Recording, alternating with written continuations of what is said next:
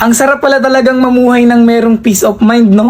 Yung tipong kahit anong marinig mo, kahit anong sabihin nila sa'yo, ay wala ka nang pakialam. Isa sa mga natutunan ko para magkaroon ng peace of mind sa sarili ko ay wag nang patulan yung mga bagay na hindi naman na dapat pinapatulan. Wag mo nang pansinin yung mga hindi naman dapat pansinin. Lalo na yung mga bagay na alam mong hindi naman makakatulong sa sarili mo kapag nagpaliwanag ka pa, kapag ipinaglaban mo pa yung hindi naman na dapat pinaglalaban. Ikaw na nanonood, kung gusto mo ng peace of mind, sarili mo lang din ang makapagbibigay ng peace of mind. Sarili mo lang ang hindi na dapat papatol sa mga bagay na hindi na dapat patulan. Sarili mo lang yung makapagbibigay na hindi na dapat pansinin yung mga nagpapapansin. Deadmahin mo na lang yung nasa paligid mo. Di mo naman kailangan ng opinion ng iba at hindi mo kailangang magpa-apekto sa kanila dahil naniniwala pa rin ako na ikaw at ikaw lang din talaga ang makakatupad ng mga bagay na gusto mo. Maniwala ka sa sarili mo, sabayan mo ng paniniwala sa taas at huwag ka makinig sa mga negatibong komento ng ibang tao na hindi makakatulong sa'yo.